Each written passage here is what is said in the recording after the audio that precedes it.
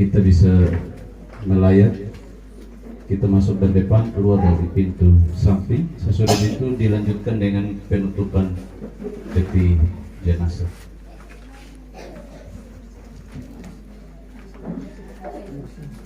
Shalom. Bapak Ibu, sidang duka yang berpengharapan yang kami kasihi dalam kasih Tuhan kita Yesus Kristus. Terima kasih untuk waktu kita semua yang telah hadir di tenda duka ini untuk berbagi duka dengan keluarga besar Vanggidaya dan rumpun keluarga yang terkait berkenaan dengan peristiwa iman yang keluarga besar alami atas berpulangnya Opa ayah almarhum Bapak Andreas Vanggidaya. Bapak Ibu sidang duka yang berpengharapan, ketika kematian menghampiri kita dalam status dan derajat apapun kita berduka. Kita berduka dan meneteskan air mata karena kita kehilangan orang-orang yang sangat kita cintai. Tetapi iman Kristen kita mengajarkan bahwa Tuhan tidak pernah menjanjikan langit selalu biru ataupun lautan selalu teduh. Yang Tuhan janjikan untuk kita bahwa Ia akan selalu ada dalam hidup kita, baik ketika kita ada dalam rasa suka maupun rasa duka. Ketika kita manusia ada dan berkarya di muka bumi ini, kita diperhadapkan dengan dua situasi. Yang pertama kepastian dan yang kedua ketidakpastian. Ketidakpastian, kita tidak tahu kapan kita meninggal.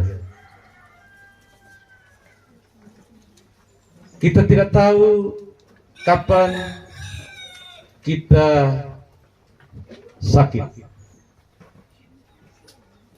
Tetapi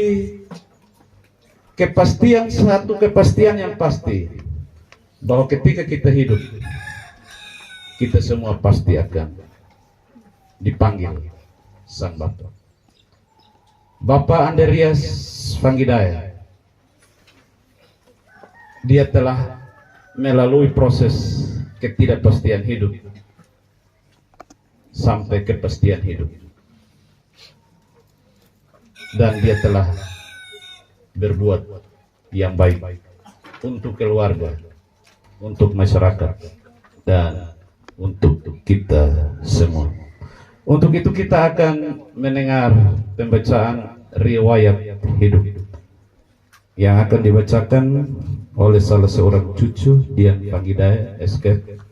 Kepada Dian, cucu Dian, waktu dan kesempatan diserahkan. Bapak Andreas Vanggidaya. Nama Andreas Vanggidaya. Tempat tanggal lahir Lekioen 11 Agustus tahun 1948. Almarhum adalah anak dari pasangan suami istri, ayah Manafe Taek, ibu Du Mesak. Almarhum adalah anak kedua dari dua orang bersaudara, yakni 1. Bapak Nikodemus Vanggidaya almarhum, 2. Bapak Andreas Vanggidaya almarhum sendiri. Almarhum tidak pernah menikah, tapi telah membesarkan sejumlah anak cucu yang sudah dianggap sebagai anak-anaknya sendiri, yakni 1. Daniel Vanggidaya, istri Ibu Soli Vanggidaya Dufi. 2. Seli Vanggidaya, suami Bapak Dr. Yosef Serat. 3. Damaris Vanggidaya, suami Willem Samuel Theodorus. 4. Marlin Agustina Vanggidaya, suami Daniel Arianto Mesa.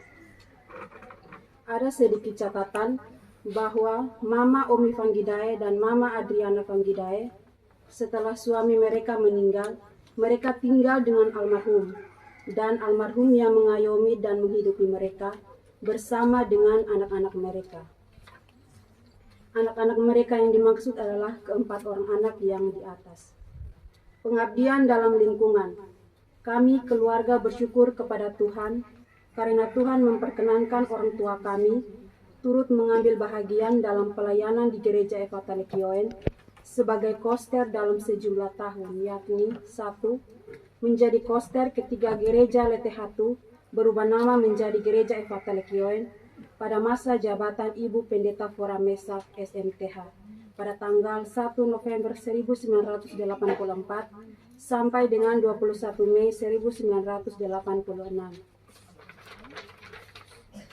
Yang kedua, menjadi koster di masa jabatan Pendeta II Bengu SMTH pada tanggal 21 Mei tahun 1986 sampai 4 Oktober tahun 1993.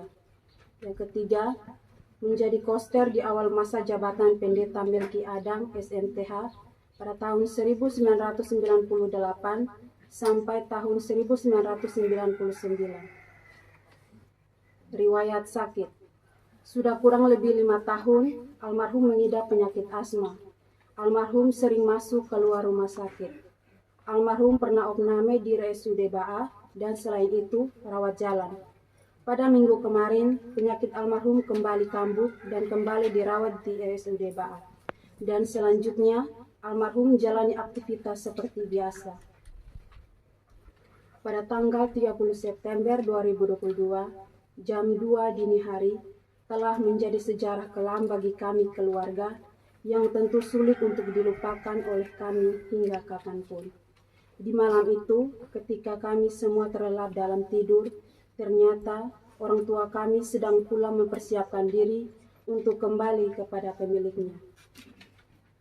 Kematian adalah hal pasti yang dialami oleh semua orang, tapi yang membuat kami diliputi keharuan dan ratap tangis adalah ketika ia kembali kepada penciptanya, ia tak memperkenankan seorang pun mengetahui. Memang kami berduka, tapi kematian itu mengingatkan kami bahwa hidup ini merupakan sebuah ziarah menuju tanah terjanji. Hidup ini hanya merupakan jejak tapak kaki pada pasir yang hanya mampu bertahan sebelum terhapus ombak. Dan hidup ini hanya merupakan helaan napas dan suatu ketika akan berhenti. Almarhum terpanggil kembali dalam usia 74 tahun, 1 bulan 19 hari. Selamat jalan Opa, Bapak, dan saudara terkasih. Doa kami menyertai perjalanan pulangmu ke rumah Bapa di surga. Terima kasih.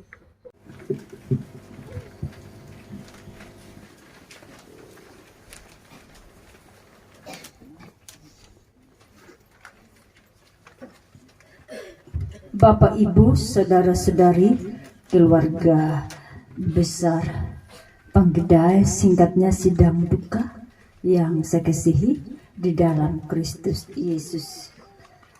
Kita akan ada dalam ibadah pemakaman mendiang kekasih kita, Bapak Andreas. Mari kita melihat liturgi yang ada pada tangan kita.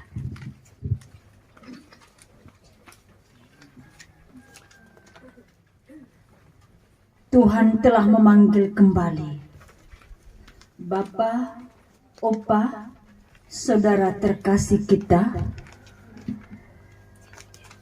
Bapak Andreas Fanggidae, di dalam keyakinan iman kepada Tuhan Yesus yang telah mati dan bangkit dan dimuliakan. Setiap orang yang mati di dalamnya mendapatkan hidup kekal dalam persekutuan bersamanya di surga. Oleh karena itu, marilah kita beribadah kepada Allah, sumber kehidupan yang senantiasa memelihara kita di dalam naungannya. Sidang duka disilakan berdiri.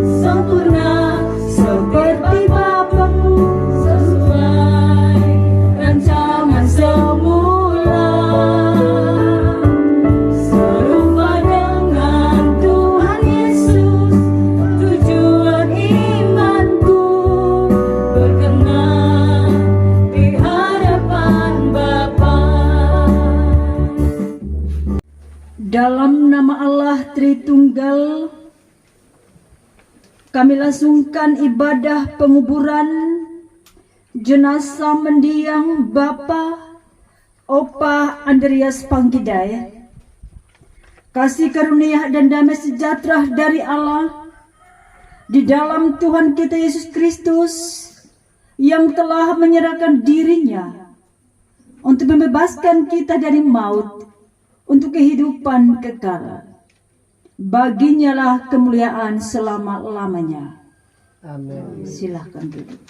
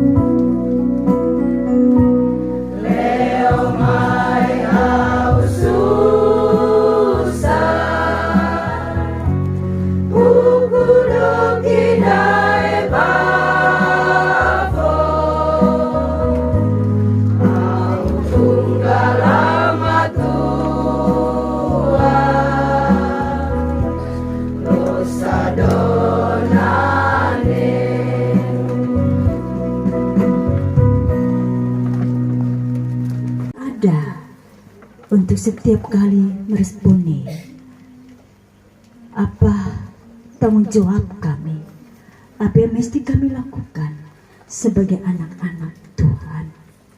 Karena itu Tuhan, kami semua ada di sini, lawati kami semua, memberkati kami semua. Di saat ini pula Tuhan, kami berdoa untuk keluarga besar Panggidai.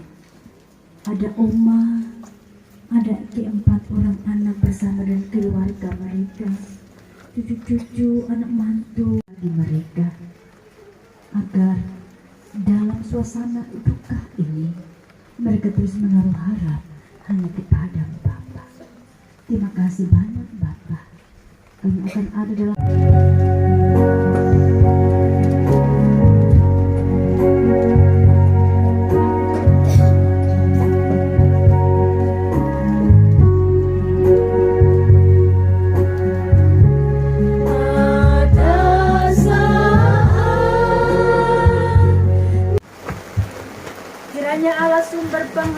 Tuhan memenuhi kamu dengan segala sukacita dan damai sejahtera dalam imanmu, supaya kekuatan Roh Kudus kamu berlimpah-limpah di dalam pengharapan.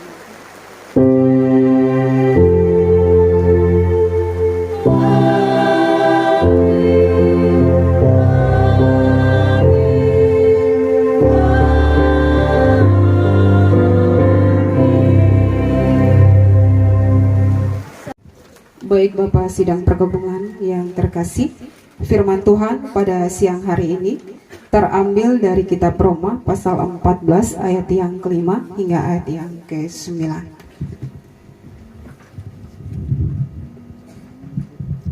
Sebelumnya mari kita berdoa.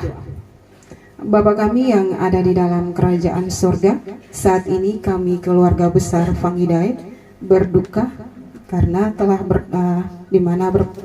kembali ke hadapan hadirat-Mu Bapak Opah terkasih Bapak Andreas Fangidai, dan saat ini kami sangat membutuhkan kekuatan dan juga penghiburan dari-Mu Tuhan lewat pemberitaan firman.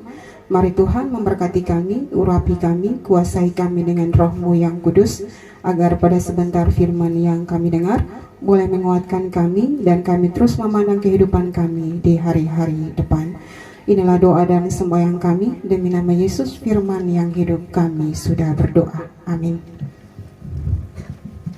Roma pasal 14 ayat yang kelima hingga ayat yang ke-9. Di bawah perikop, jangan menghakimi saudaramu.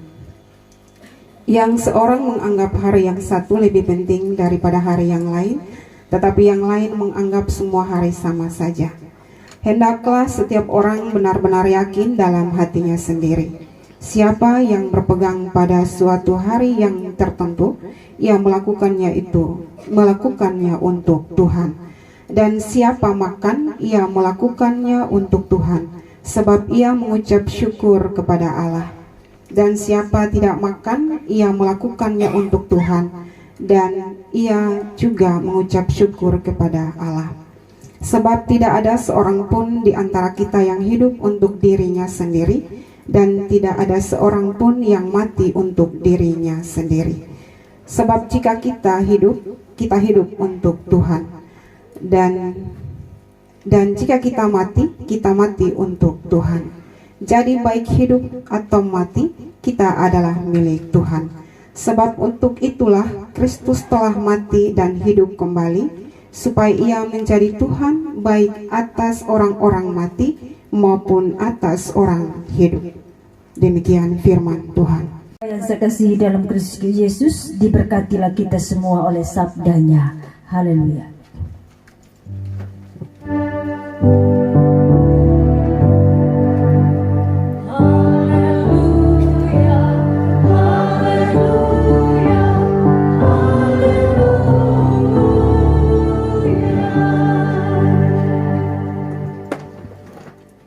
Bapak, Ibu, saudara-saudara, handetolan keluarga besar Fangidai, rumpun keluarga yang terkait di dalamnya. Sekali lagi, Shalom.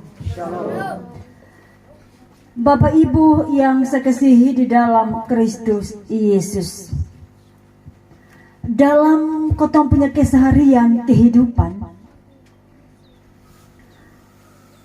mungkinkah kita melihat ataukah kita sendiri adalah pribadi itu? Ada orang-orang tertentu yang hidup sepi dari keramaian. Orang-orang yang hidup dalam satu kelompok, tetapi hidup sendiri.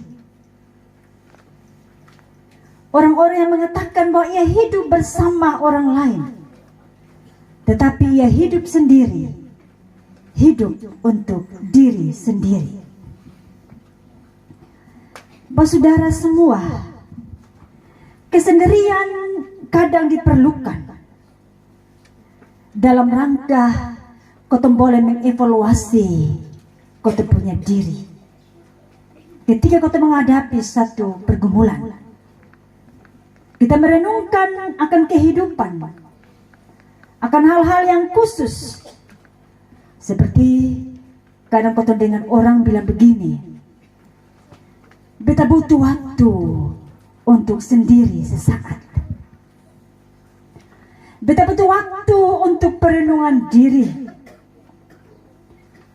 Ataukah ada orang yang berkata, biarkan saya melakukan pekerjaan ini sendiri. Biarkan saya mendiri. Kalau hal-hal seperti ini, Bapak, Mama, Saudara-saudara, kita bisa memahami. Tetapi seorang tidak bisa berkata bahwa beta bisa sendiri hidup tanpa orang lain. Mulai saat ini dan seterusnya beta hidup sendiri, beta sudah butuh orang lain. Pernyataan ini sesungguhnya mengingkari kodratnya yang diciptakan Allah untuk hidup dalam sebuah kebersamaan. Mengapa Allah harus menciptakan Hawa dari rusuk Adam? Bapak Mama, Allah bisa menciptakan Hawa dengan cara Ia menciptakan Adam. Bisa saja. Hal ini menunjukkan bahwa dalam diri orang lain ada beta. Dalam diri beta ada orang lain. Kita diciptakan untuk hidup bersama dalam berbagai bentuk kebersamaan, dalam keluarga, dalam perkawinan, dan hal-hal yang lain. Saudara-saudara, dalam kehidupan jemaat di Roma, bacaan yang kita baca ini, Paulus mengajak jemaat di Roma untuk hidup jangan pentingkan diri sendiri, pendapat sendiri, yang akhirnya berakibat pada sikap selalu menghakimi orang lain dan selalu berkata, apa yang saya lakukan selalu benar, tetapi apa yang dilakukan oleh orang itu selalu salah. Dengan kata lain, mau dikatakan bahwa tidak ada manusia yang sempurna. Seorang tidak bisa hidup sendiri dengan caranya sendiri. Ia harus hidup dengan orang lain, berbagi dengan orang lain, memahami kekurangan kelemahan orang lain, memahami tindakan orang lain, dan tidak mempersalahkan tanpa dasar yang benar, menghakimi sesuka hati. Hal menghakimi, hal menghujat seseorang sampai akhir pun tidak akan luput dan berakhir terus, berlanjut terus sampai ke akhirat. Bapak Ibu Saudara-saudara, kebersamaan bukan hanya persoalan dalam kehidupan ini saja, tetapi kebersamaan juga menjadi sesuatu yang kita bawa sebagai sebuah pertanggungjawaban kita atas kehidupan kita kepada Allah. Dalam bacaan kita ayat yang ke-7, soalnya ada orang yang hidup untuk diri sendiri dan dia tidak mati untuk dirinya sendiri. Artinya kita memahami bahwa kau hidup ini bersama-sama dengan orang lain, dan ketika kau mati pun kau akan diurus orang lain. Kalau kau pergi melayat orang mati atau di rumah duka, kalau orang yang hadir sidang duka hadir sedikit, nah kau bilang itu orang semasa hidup dia kurang berbakti, dia kurang bergaul. Tapi kalau kita pergi kalau orang banyak di rumah duka, nah kau bilang dia hidup itu waktu dia masih hidup itu dia suka berbagi dan dia suka bergaul. Sering orang omong begitu. Bapak Ibu Saudara-saudara, hidup bersama dia, maka mati bersama dia.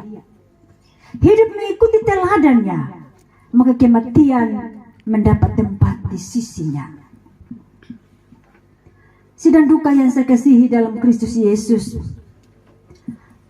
Bapak andai kita mengetahui bahwa dia tidak menikah dengan alasannya sendiri, tetapi dalam kehidupannya yang tidak menikah, atau kita biasa katakan dia hidup sendiri, tetapi dia memiliki kebersamaan dengan orang-orang lain di sekitarnya. Dia punya anak angkat, dia punya saudara, yang mereka hidup dalam satu kebersamaan di dalam rumah tua ini. Bapak Ande berbagi dalam banyak hal dengan orang lain di sekitarnya. Penampilan fisiknya mungkin sangat terbatas, tetapi ada nilai-nilai kehidupan yang tanpa batas yang telah diberikan bagi keluarganya, khusus keempat anak angkatnya yang adalah anak dari hatinya dan juga saudara-saudara kandungnya. Mereka hidup bersama-sama. Dia mampu memberi tanpa batas dengan keterbatasannya. Ia sendiri, tetapi dalam kebersamaan, ia hidup memberi diri bagi orang lain. Itu nilai kehidupan yang telah dilukis dalam kehidupannya selama ia hidup. Sehingga saat ini ketika ia pergi, meninggalkan kita semua, memang ia tidak memiliki banyak di dunia dalam hidupnya. Tetapi kematian membawa dia untuk memiliki banyak kehidupan setelah kematian ini. Di dunia ia telah bersama Tuhan. Kita lihat salah satu lansia, Opa Ande adalah opa yang rajin gereja.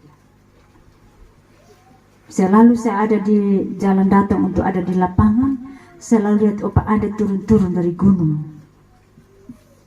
Dan tempatnya juga selalu di depan, pas bangku 3-4 ke depan. Di dunia ia telah bersama dengan Tuhan. Di sana juga ia bersama dengan Tuhan. Bapak Ande sudah menjadi mempelai di dunia. Sekali lagi, Bapak Ande sudah jadi mempelai di dunia. Tetapi di sana ia telah menjadi mempelai Kristus. Dan itu kemenangan yang telah diraihnya. Sedikit mungkin yang ia tinggalkan, tetapi kesaksian hidupnya berarti ditinggalkan buat orang-orang yang mengenalnya, orang-orang mengasihinya.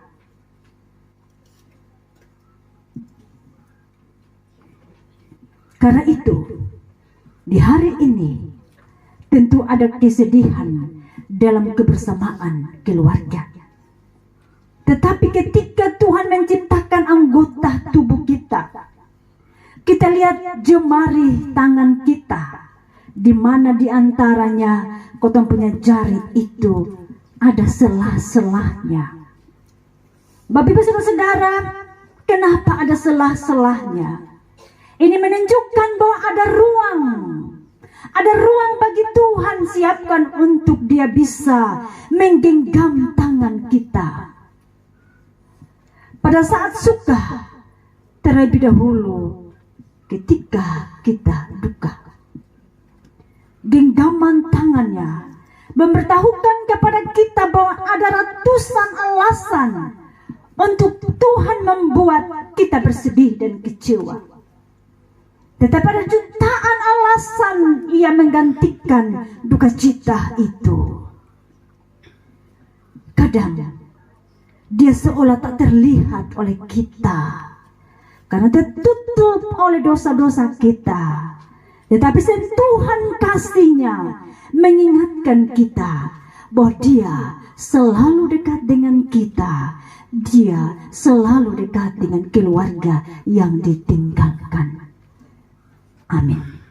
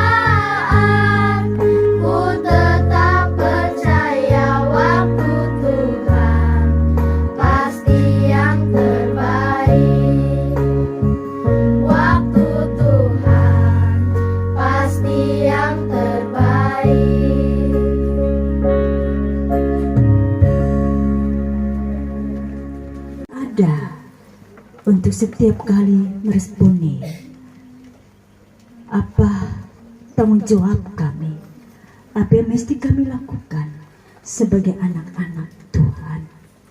Karena itu Tuhan, kami semua yang ada di sini, lawati kami semua, memberkati kami semua. Di saat ini pula Tuhan, kami berdoa untuk keluarga besar Pagidai. Ada Oma, ada keempat orang anak bersama dengan keluarga mereka, cucu-cucu, anak mantu bagi mereka, agar dalam suasana duka ini mereka terus menaruh harap hanya kepada Bapa. Terima kasih banyak Bapa. Kami akan ada untuk setiap kali meresponi apa tanggung jawab kami, apa yang mesti kami lakukan sebagai anak-anak Tuhan. Karena itu Tuhan, kami semua yang ada di sini, lawati kami semua, memberkati kami semua. Di saat ini pula Tuhan, kami berdoa untuk keluarga besar Pagidai. Ada Oma, ada keempat orang anak bersama dengan keluarga mereka, cucu-cucu, anak mantu bagi mereka, agar dalam suasana duka ini mereka terus menaruh harap hanya kepada Bapa. Terima kasih banyak Bapa. Kami akan ada dalam